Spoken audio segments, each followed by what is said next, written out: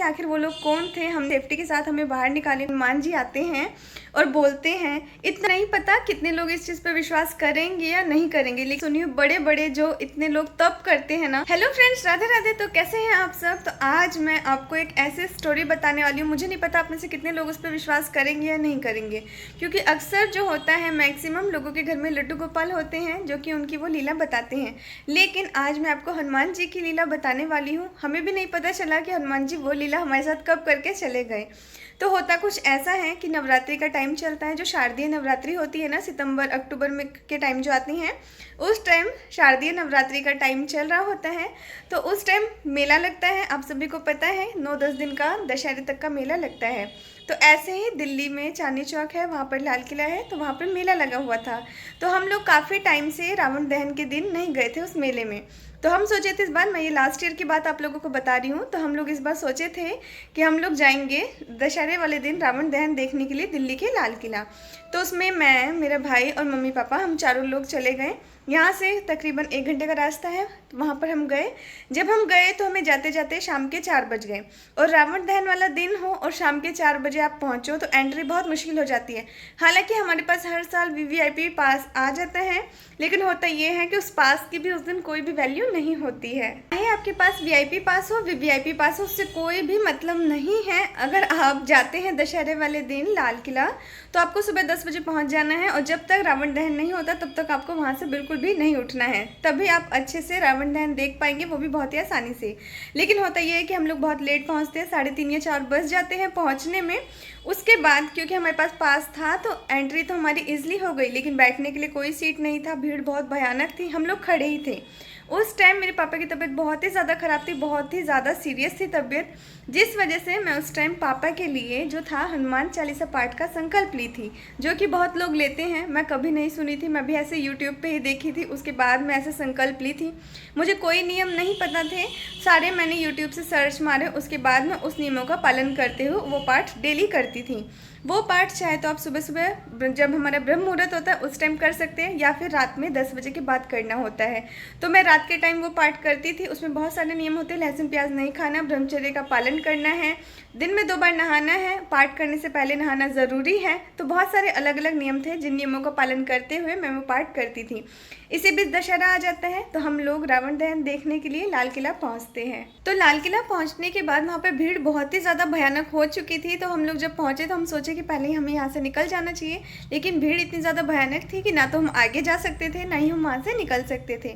और बहुत ज़्यादा भीड़ होने की वजह से, क्योंकि पापा की तबीयत बहुत ही ज़्यादा ख़राब थी, तो भीड़ होने की वजह से ना पापा को घबराहट होने लगी। तो वो बोले कि मैं साइड में जाके बैठ जाता हूँ, तुम लोग यहीं पर रहो। तो हम 3 लोग, यानी मैं, मम्मी और मेरे भाई, हम 3 लोग वहीं के वहीं खड़े रहे। पापा साइड में जाके बैठ गए। पापा को गए हुए मुश्किल से 5 या 7 मिनट हुए होंगे, तो हमारे बगल में आके, बिल्कुल बगल में आके 3 लड़के खड़े हो गए। तो हम सोचे भीड़ ज़्यादा है इसलिए शायद ये लोग ऐसे खड़े हैं, क्योंकि बहुत सारे जेंट्स खड़े थे, लेकिन वो लोग बिल्कुल हमारे बिल्कुल आजू बाजू खड़े हो गए। खड़े होने के बाद हम लोगों ने थोड़ा कोशिश करते करते थोड़ा सा साइड होने लगे। हम सोचे शायद जेब खतरे वगैरह होंगे, तो हम लोग अपना फ़ोन, पर्स सब कुछ संभालने लगे। जैसे हम थोड़ा साइड होते फिर वो हमारे पास आके खड़े हो जाते थे, फिर हम थोड़ा और साइड होते फिर वो हमारे पास आके खड़े हो जाते थे। ऐसा करते करते उनको 10 मिनट हो गया, क्योंकि उनकी फैमिली भी साथ में आई हुई थी और वो लोग आसपास के एरिया के थे।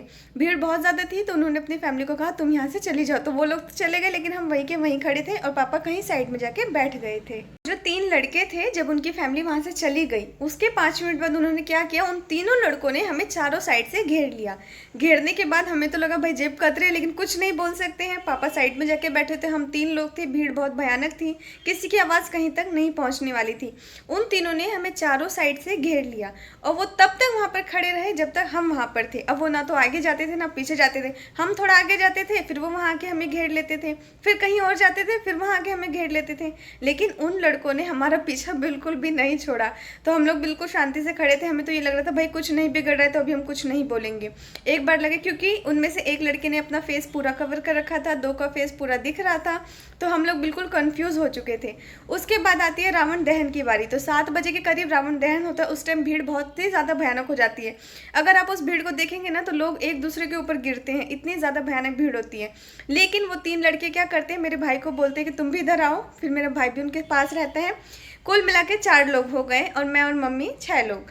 मुझे और मम्मी को वो लोग बीच में खड़ा करते हैं, चारों साइड से वो चारों खड़े हो जाते हैं। खड़े होने के बाद क्योंकि भीड़ इतनी ज़्यादा थी कि लोग एक दूसरे के ऊपर गिर रहे थे, लेकिन जब रावण दहन का टाइम आ चुका था, उन चारों साइड से हमें उन्होंने घेर लिया, हमें किसी ने टच तक नहीं किया।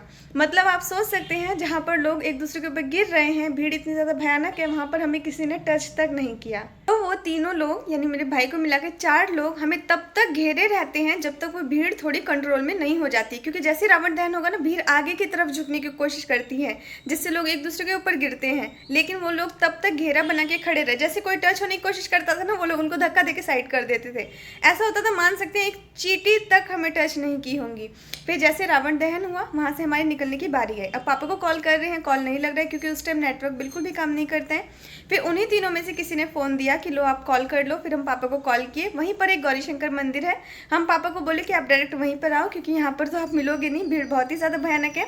तो पापा वहाँ पर पहुँचे। हम उन लड़कों को जब तक वो खड़े रहे, हम उनको बोलते थे कि भैया आप लोग जाओ, कह के नहीं हम अभी जाएंगे ही नहीं। लेकिन हमें नहीं समझ आ रहा है कि वो क्यों यहाँ खड़े हैं, क्यों हमारी हेल्प कर रहे हैं। फिर उन्होंने कहा कि ऐसा करो कि भीड़ बहुत ज़्यादा है, आप लोग अकेले मत निकलो, आप दोनों खड़े रहो, यानी धीरे धीरे आप लोग चलो, हम चारों साइड से ना घेरा बना के, जैसे आप मान सकते हैं किसी सेलिब्रिटी की एंट्री वगैरह होती है, उसके गार्ड वगैरह जो चारों साइड से खड़े रहते हैं, ऐसे वो लोग हमारे लिए खड़े थे। और वो लोग तब तक हमारे साथ रहे जब तक हम प्रॉपर तरीके से लाल किले से बाहर नहीं निकल गए। उसके बाद पापा को कॉल किए, गौरी शंकर मंदिर पे हम लोग मिले। फिर उन लोगों ने हमें रिक्शे पे बिठाया, यानी ऑटो रिक्शे पे बिठाया। फिर हम घर तक आए। उनको जब तक वो लोग हमारे साथ वहाँ पर खड़े थे, हम तब तक बोलते रहे कि भैया आप लोग जाओ, अब हम लोग चले जाएंगे, भैया आप जाओ, हम लोग चले जाएंगे। यानी उन्होंने शॉर्टकट रास्ता लिया। उसके बाद हमें पापा से मिलाया, फिर हम लोग को ई रिक्शा करवाई, ई रिक्शा में बिठा के उसके बाद वो लोग गए। वो लोग सीधा बोलते थे नहीं हम आपको छोड़ ही नहीं सकते हैं यहाँ पे जब तक आप लोग अपने घर तक नहीं पहुँच जाते, मतलब रिक्शे तक। तब तक वो लोग हमारे साथ थे। फिर हम लोग रिक्शे पे बैठ के घर आए और पूरे रास्ते यही सोचते रहे कि आखिर वो कौन था, क्यों हमारी हेल्प कर रहा था। इतनी ज़्यादा भीड़ थी, किसी की भी हेल्प कर सकते थे, हमारी हेल्प करने की क्या ज़रूरत थी। हम तो कुछ बोले भी नहीं थे उनको, फिर भी वो हमारे लिए वहाँ पर खड़े थे। और लोग कौन थे, हमने तो नहीं कहा था उनको हेल्प करने के लिए, फिर भी उन्होंने हमारी हेल्प की, इतनी सेफ्टी के साथ हमें बाहर निकाले। पूरी रात हम लोग यही सोचते रहे, सोचते सोचते ऐसे ही हम सो गए। सोने के बाद यहाँ पर होती है असली चीज़। सोने के बाद क्या आता है, सपने में, मुझे नहीं पता कितने लोगों को यह यकीन होगा कि नहीं होगा, सपने में सीधा आता है हनुमान जी आते हैं और बोलते हैं इतना टेंशन क्यों ले रही थी, मैंने अपनी सेना तो भेजी थी तुम्हारे लिए। जब सपने में हनुमान जी आए, उन्होंने कहा कि इतना टेंशन क्यों ले रही थी, मैंने तो अपनी सेना भेजी थी तुम्हारे लिए। तो आप मान सकते हो उस टाइम रात के 3 बज रहे होंगे। अचानक से नींद खुली, उसके बाद मैंने सबको जगाया कि मैंने अभी अभी ऐसा ऐसा सपना देखा है। फिर मुझे लगा कि भाई वाकई हनुमान जी ही थे, नहीं तो उन तीनों लड़कों को क्या मतलब, हम अनजान थे उनके लिए। वो लोग डायरेक्ट हमारे पास आए, उन्होंने चारों साइड से हमें घेरा ताकि हम बिल्कुल सेफ़ रहे, सेफ्टी के साथ बाहर निकाला। फिर उन्होंने पापा से मिलवाए, ऑटो रिक्शा तक पहुँचाए। उसके बाद बोले आप लोग आराम से घर तक जाओ। इतना कुछ उनको करने का कोई मतलब नहीं था, हम ही रहेंगे तो हम ही क्यों करेंगे किसी के लिए।